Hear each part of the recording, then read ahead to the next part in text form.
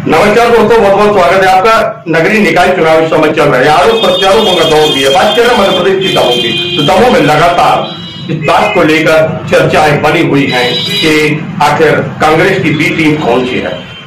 Team Siddharth Malaiya की ओर लोग इशारा कर रहे हैं, नेता इशारा कर रहे हैं कि ये कांग्रेस की बी टीम है। दमोह सांसद तथा भारत सरकार के केंद्रीय राज्य मंत्री प्रहलाद सिंह पटेल ने जमकर हमला किया है कांग्रेस और कांग्रेस की इस बी टीम पर। टीम सिद्धार्थ मलैया को आड़े हाथों लिया है और जनता से कहा है कि वह भारतीय जनता पार्टी के पक्ष में मतदान करें, और उन्होंने केंद्र की योजनाओं को विस्तार से बताया। कहा है कि हम तो मांगने वाले लोग हैं, हम आशीर्वाद भी मांगते हैं, हम वोट भी मांगते हैं और हम सहयोग भी मांगते हैं। हमारे पास जो है इतने समय से हम सांसद हैं, मंत्री हैं, वोट खरीदने के लिए पैसा नहीं है, दारू बांटने के लिए पैसा नहीं है। ये माल कहां से आ रहा है, ये पूछो उनसे जो आपके बीच में आ रहे हैं। कितना नुकसान किया है क्षेत्र का, ये भी पूछिए। इस चौकड़ी शब्द का उपयोग किया है। सदगुरु परियोजना के बारे में भी विस्तार से जानकारी दी है। कहा है कि 17% पानी क्यों मिलता है अभी तक इस जिले को, इस शहर को। देश की आजादी के 75 वर्ष हुए हैं, 35 वर्ष तक योजना को कौन न रोका था।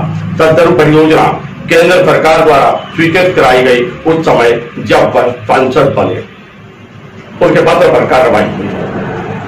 अनेक बिंदुओं को छुआ है और चोट की है, सीधे आड़े हाथों लिया है कांग्रेस और टीम सिद्धार्थ मलैया को। आइए लेके चलते हैं हम और सुनवाते हैं किस प्रकार सीधे सीधे आरोप भी लगाए हैं और अपनी बात भी रखी है। भारतीय जनता पार्टी के पक्ष में मतदान करने की अपील भी की है दमोह सांसद तथा भारत सरकार के केंद्रीय राज्य मंत्री प्रहलाद सिंह पटेल ने। सुनिए। आप वोट डालने के लिए जरूर जाइए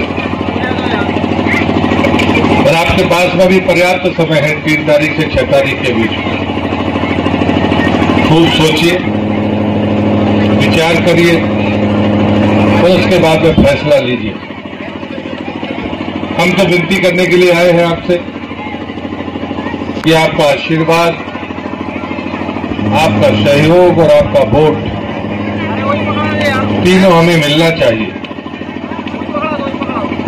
और ये जो चुनाव है, ये आजादी के 75वें वर्ष का नगर निकाय का चुनाव।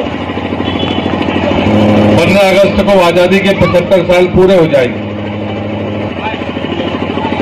और इसलिए मेरा पहला सवाल आपसे यही है कि जब देश आजाद हुआ था तब दमोह की आबादी क्या रही होगी, दमोह का विकास कैसा रहा होगा, ये वो जानते होंगे जो आजादी के समय थे। हम तो आजादी के बाद पैदा हुए, लेकिन 75 साल बाद दमोह का स्वरूप क्या है वो आज है। लेकिन प्रधानमंत्री जी ने एक नई बात कही है। पहले तो ने 2016 में कहा था कि देश की आजादी के जब 75 वर्ष हो गए तो मेरा देश कैसा होगा। गरीब आदमी के सिर पर एक कमरे की पक्की छत होगी या नहीं होगी, उसके घर में शौचालय होगा कि नहीं होगा, उसके घर में बिजली होगी कि नहीं होगी, उसके पास में गैस का कनेक्शन होगा कि नहीं होगा, आयुष्मान का कार्ड उसके स्वास्थ्य के लिए होगा उसके पास कि नहीं होगा, और शुद्ध पीने का पानी पाइपलाइन के द्वारा उसके पास पहुंचेगा या नहीं पहुंचेगा। जब ये बात प्रधानमंत्री ने कही थी तो कांग्रेस के नेताओं ने उनका मजाक उड़ाया था। वो कहा था कि 2019 में तो अभी चुनाव होने हैं, जो 2022 और 24 की बात कर रहे हैं। मैं तो 2019 में आपने फिर आशीर्वाद दिया और 2019 जैसे ही आया प्रधानमंत्री ने घोषणा कर दी कि 2024 तक के पहले देश के हर घर में, गांव का हो या शहर का, पाइपलाइन के द्वारा शुद्ध पीने का पानी हम देंगे। आज तक कोई प्रधानमंत्री इतनी हिम्मत नहीं जुटा पाया। 75 साल कम नहीं होते। और इसलिए जो विकास के बारे अलावा जो बातें करने वाले लोग हैं, मैं उनसे पूछता हूं कि जरा अपना हिसाब भी दे दो। जिनको हिसाब देना चाहिए वो हिसाब मांग रहे हैं, लेकिन भारतीय जनता पार्टी आरोप प्रत्यारोप पर विश्वास नहीं करती। मैं सब इतना जानता हूं कि मोदी जी की जितनी भी योजनाएं, प्रधानमंत्री आवास योजना हो, शौचालय हो, बिजली हो, पानी हो, गैस हो, आयुष्मान कार्ड हो, ये महिला स्वाभिमान और सम्मान की योजनाएं हैं। पानी किसके लिए, गैस किसके लिए, बिजली किसके लिए, मकान किसके लिए, शौचालय किसके लिए। और इसलिए मुझे लगता है कि हम विकास के लिए आपसे वोट मांगने के लिए आए। कुछ लोग ये कोशिश भी कर रहे हैं जो टांग खींचने वाले होते हैं। हम तो अभी तक ये मानते थे कि कांग्रेस हमारी विरोधी है, लेकिन आज कांग्रेस की स्थिति क्या है। और इसलिए मैं कहता हूं कि प्रधानमंत्री मोदी जी ने जब कहा कि हम परिवारवाद के विरोधी हैं, चुनावी राजनीति में 3 बड़े अवगुण। और इसलिए जब प्रधानमंत्री ने कहा, वो पार्टी उस बात का अनुसरण भी कर रही है। अगर परिवारवाद होगा तो भ्रष्टाचार पनपेगा, ये बात लिख लेना। अगर परिवारवाद होगा तो जातिवाद को बढ़ावा मिलेगा, ये लिख लेना। और कांग्रेस ने गलती की, उसने कहा कि कांग्रेस समाप्ति की तरफ जा रही है। और इसके जो बाई प्रोडक्ट थे, कांग्रेस पर भ्रष्टाचार के आरोप थे और आज भी उन पर भ्रष्टाचार के आरोप लग रहे हैं। राहुल गांधी से भी ईडी प्रश्न कर रहा है। मैं कांग्रेस के मित्रों से कहूंगा, अपने नेताओं से कहो कि नीतियां सुधारें, तब तुम्हारा भविष्य है, वरना तुम्हारा भविष्य नहीं है। इतने लंबे समय तक राज करने के बाद जिस गरीब आदमी की तुम बात करते थे, उस गरीब आदमी को तुमने दिया क्या सिवाय आश्वासनों के। तुम कहते थे, डराते थे मुस्लिम समुदाय के लोगों को, भारतीय जनता पार्टी आ जाएगी तो तुम्हारा रहना दूभर हो जाएगा। मैं इस मंच से पूछता हूं, अगर कोई मुस्लिम मेरी बात सुन रहा है, कि हमने किसका अधिकार छीना। जब प्रधानमंत्री आवास योजना आई तो हमने आपका धर्म नहीं पूछा, हमने जाति नहीं पूछी, हमने पार्टी नहीं पूछी, हमने ये भी नहीं पूछा कि तुमने हमको वोट दिया कि नहीं दिया। प्रधानमंत्री आवास मिला तो सबको मिला, ये देश में कोई कह नहीं सकता। जिन राज्यों में हमारी सरकार नहीं थी वहां पर भी वैसे ही हुआ है। कोई जवाब तुम्हारे पास? हमारी किसी भी योजना में हमने जाति, धर्म, पार्टी के आधार पर कभी भेदभाव नहीं किया। और जिसने भेदभाव किया, अगर वो मेरी पार्टी का भी था, तो हमने उसको दोबारा चुनने के लिए अधिकार नहीं दिया। हमने कहा कि गरीब आदमी के साथ अन्याय नहीं हो सकता, जरूरतमंद को पहले मिलना चाहिए। मैं उनसे पूछता हूं, जो लोग पार्षद बनते हैं या जनप्रतिनिधि बनते हैं या सरपंच बनते हैं, मैं पूछता हूं कि भैया वोट लेते समय तो तुम्हें पूरी खानदान का पता होता है, घर में कितने वोट हैं, माता पिता तो दे देंगे, बच्चे नहीं देंगे क्योंकि उसका दोस्त तो उसका मित्र है। इतना हिसाब किताब लगाते हो, और जब बन जाते हो तो तुम्हें अपने वार्ड का गरीब नहीं दिखता। बिल्डिंग वाले के बाजू में प्रधानमंत्री आवास बन जाता है, लेकिन टपरिया वाले को नहीं मिलता। क्या ये सच्चाई नहीं है? या तो पैसा लोगे तो दोगे, या अपने चहेते को दोगे, या अपने तुमको वोट दिया उसको दोगे। इसका जिम्मेदार क्या मोदी है, क्या शिवराज सिंह चौहान है, क्या प्रहलाद पटेल है? जी नहीं। पर एक बात का ध्यान रखना, ये नरेंद्र मोदी की सरकार है। करोगे तो परिणाम भुगतने पड़ेंगे। तुम कुछ नहीं कर सकते किसी गरीब आदमी का। उस बेचारे को 2-4 साल की तुमने देरी कर दी, उसे तो नहीं कर सकते हो। आवास प्लस आ रहा है और उसको मकान मिलेगा, तुम रोक नहीं पाओगे, ये बात ध्यान रखता है। लेकिन उस गरीब आदमी के साथ तुमने अन्याय किया। इन अन्याय करने वालों को सजा देने का वक्त है। और इसलिए मैं आपसे विनती करता हूं, जो लोग प्रलोभन लेकर आते हैं, लोगों के पास में धन नहीं होगा लेकिन वो हमारा आदर्श कार्य करता है, साधन कम होंगे लेकिन उसकी नीयत में खोट नहीं है, मैं इसकी गारंटी ले सकता हूं। और इसलिए मैं आपसे विनती करने आया हूं। कुछ लोग और हैं जो बी टीम बनकर आगे आए हैं, पहले वो अपना हिसाब तो दे दें। 5 साल नगर पालिका चली, हमने बेहतर काम किया, कांग्रेस से तो अच्छा ही किया, लेकिन कुछ खामियां दिखती है। उस खामियों के जिम्मेदार कौन है? वो ही चौकड़ी अलग अलग तरीके से सामने आ रही है, उनके नाम मैं नहीं ले रहा। वो तो खुद ही अपना नाम दे चुके कि दलाली के ठेकेदार ये कहां है। ये माल कहां से आ रहा है? हम तो 8 साल से सांसद हैं, केंद्र में मंत्री हैं। हमारे पास दारू बांटने का पैसा नहीं है, हमारे पास वोट खरीदने का पैसा नहीं है। हम विकास के नाम पर वोट मांग रहे हैं।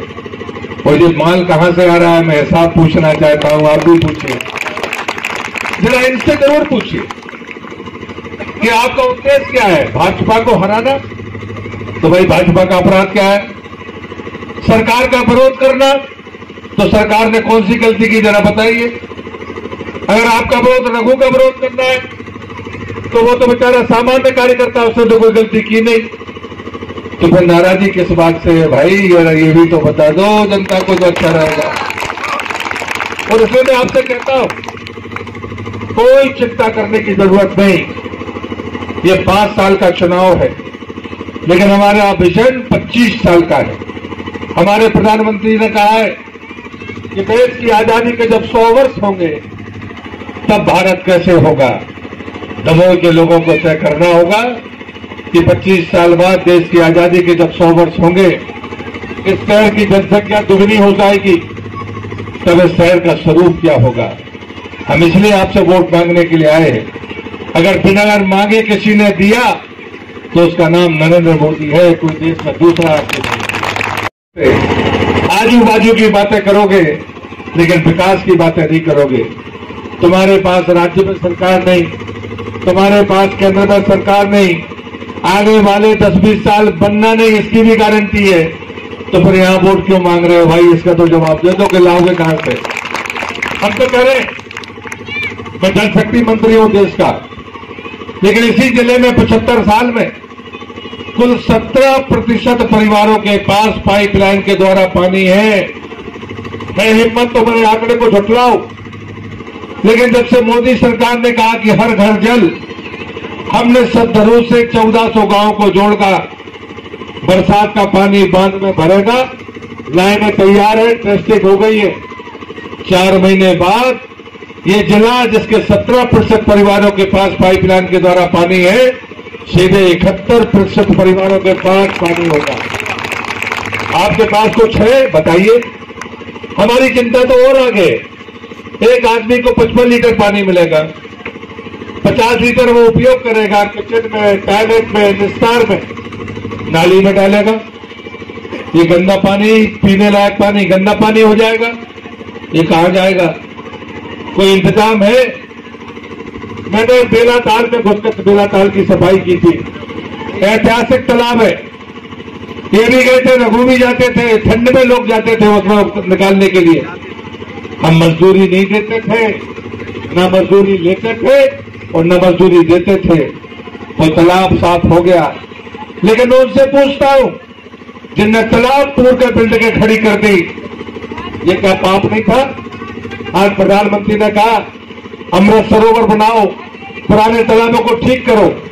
जब तक इस गंदे पानी को ठीक नहीं किया जाएगा, तब तक मैं तो कभी भी आप आने वाली पीढ़ी के साथ न्याय नहीं कर पाएंगे। मैं देश का स्वच्छता मंत्री भी हूं। अगर एसटीपी लगाना है तो मेरे दरवाजे पर आना पड़ेगा। तो गंदा पानी दुरुस्त करना, ये हम सबकी जिम्मेदारी है। हम पानी अगर नहीं बचा पाए, पानी को गंदा होने से नहीं बचा पाए, जमीन के भीतर अगर उसको हमने नहीं डाला, तो आने वाली पीढ़ी के साथ हम न्याय नहीं करेंगे। ये बात आप समझ लीजिए। बात छोटी नहीं है, ये छोटे चुनाव नहीं है। अगर नाली के गंदे पानी को अगर हमें पहुंचाना, तो ये नगर पालिका का काम है, ये पार्षद का काम है। और इसलिए मैं आपसे विनती करता हूं, ऐसे लोगों को जिताइए जो छोटी छोटी कही जाने वाली चीजों को, जो सबसे जरूरी है, उन बातों पर लोग अपना काम करें।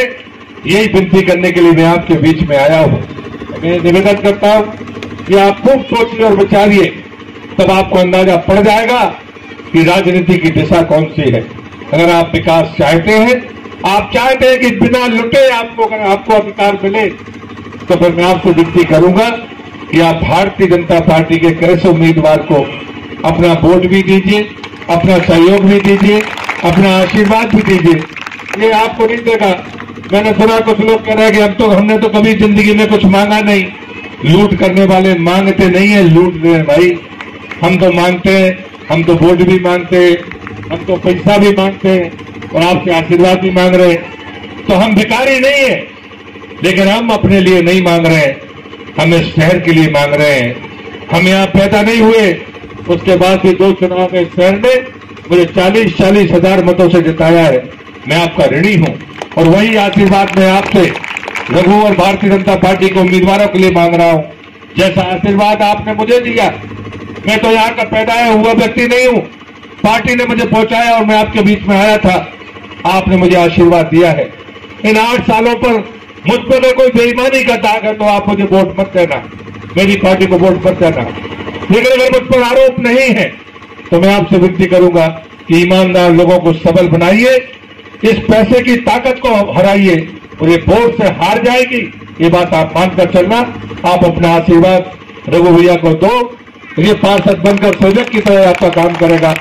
यही कहते हुए आप इतनी बड़ी संख्या में यहाँ पर उपस्थित हुए, विपरीत मौसम के बावजूद भी मैं अपनी तरफ से और मेरी पार्टी भारतीय जनता पार्टी की तरफ से हाथ जोड़कर आपका आभार मानता हूँ, धन्यवाद देता हूँ।